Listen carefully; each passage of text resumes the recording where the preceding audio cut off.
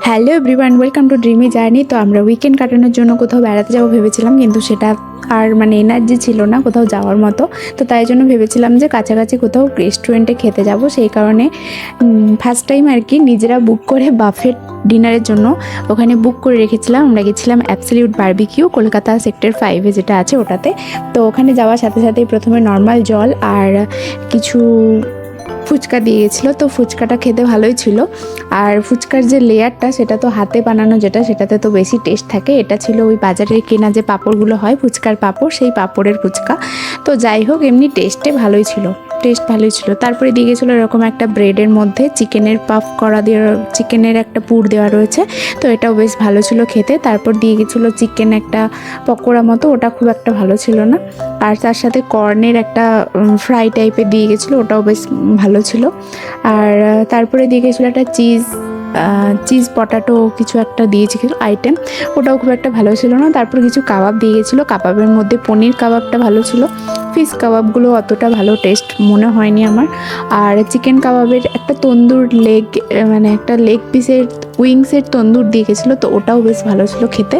আর এখানে চিকেনের মধ্যেও একটা তন্দুর টাইপের ছিল, তো ওটাও বেশ ভালো ছিল। আর বাকি সব আইটেমগুলো খুব একটা ভালো ছিল না,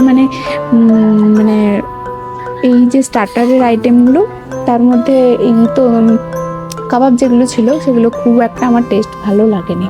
তারপর চলে গেছিলাম মেন কোর্সে ছিল বিরিয়ানি, পোলাও, পাস্তা, মোমো, তারপরে যা যা থাকে আর কি, চাউমিন, তারপরে চিলি চিকেনটা অত বেশি টেস্ট মনে হয়নি আমার। আর বাটার চিকেন ছিল, বাটার চিকেনটা খুব ভালো টেস্ট ছিল। তার সাথে কিছু ভেজের আইটেমও ছিল, ভেজের আইটেম সব কিছু আমি ট্রাই করিনি, যেগুলো ট্রাই করা সেগুলো করেছি। তো ওভারঅল দেখতে গেলে বিরিয়ানিটা আমি ট্রাই করিনি, আমার হাজব্যান্ড ট্রাই করেছিল। তো ও বললো যে বিরিয়ানিটা খুব একটা ওর পছন্দ হয়নি, একটু বেশি স্পাইসি ছিল। আমরা অ্যাকচুয়ালি একটু লাইট খাই, তাই জন্য ওটা অতটা বেশি পছন্দ হয়নি। তো যাই হোক, ডেজার্টগুলোও ঠিকঠাক ছিল, ডেজার্টও আমরা অনেক খেয়েছিলাম। আর সত্যি কথা বলতে আমাদের মেন কোর্সটা বেশি ভালো লেগেছে। বা প্রথমে স্টার্টার খেয়ে কিন্তু পেটটা ভরে গেছিলো, তা সত্ত্বেও মেন কোর্সটা ভালো ছিল বলে টেস্ট করার জন্য অনেক কিছু নিয়েছিলাম। তো সবগুলোই টেস্ট মোটামুটি ভালোই ছিল।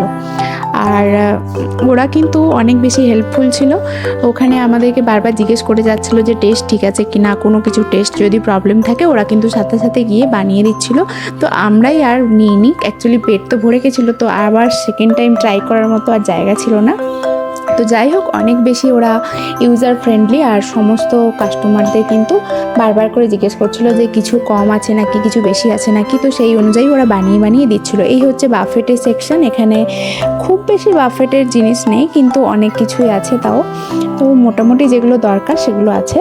তো আর এখানে এরকম কিছু সুন্দর জিনিস বানিয়ে রাখা ছিল। তো আমার মেয়ে বলছিল যে ওগুলোকে কোলে নেওয়ার জন্য, তো ওখানে ওগুলো দেখবে ভালো করে। আর ও তো সারা ফ্লোরটা জুড়ে শুধু নেচে বেড়াচ্ছিলো। যখন খাওয়া দাওয়া হয়ে গেছিলো তখন ওর বাবা বিল পেমেন্ট করছিল, তো সেই টাইমে ও শুধু নিচেই বেড়াচ্ছিলো, আর ওর সাথে সাথে আমার পিছনে ঘুরতে হচ্ছিলো, কেননা কোথায় কোন জিনিসটা টেনে দেবে। আর সব জায়গাতে কাঁচের জিনিস দেওয়া রয়েছে।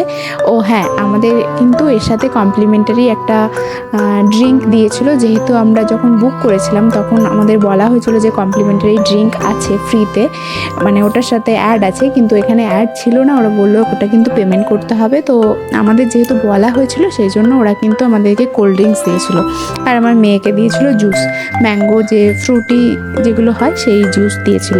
তো যাই হোক, ওর সাথে ওরা অ্যাড করে দিয়েছিল ওটার জন্য কিন্তু পেমেন্ট নেয়নি ওরা। তো এরপর আমাদের খাওয়া দাওয়া শেষ করে আমরা এবার বাড়ির দিকে রওনা দিলাম, কারণ নাকি আমাদের 2.5-3 ঘন্টা ধরে খাওয়া দাওয়ার পর আর কোনো এনার্জি ছিল না কোথাও ঘুরতে যাওয়ার মতো। তো এতক্ষণ ধরে অন্য দিন যেরকম একটা তরকারি বা দুটো তরকারির সাথে থাকে, কিন্তু আজকে এত কিছু খাবার টেস্ট করতে করতে পেট একদম ফুলে গেছিলো। তো তারপর আর বাড়ি যাওয়ার মতো ইচ্ছে ছিল না, মনে হচ্ছিলো এখানে বিছানা দিলে এখানে শুয়ে পড়বো। কিন্তু আমার মেয়ের অনেক এনার্জি ছিল, যেহেতু ও লং ড্রেস পরেছিল, আর ওই লং ড্রেসটাকে ও ঘোড়া ড্রেস বলে। তো ঘোড়া ড্রেস পরলে ওর একটু এনার্জি বেশিই চলে আসে না, তাই জন্য সবসময় যেখানে যা গান চলুক বা না চলুক ও এমনিই নাচতে থাকে।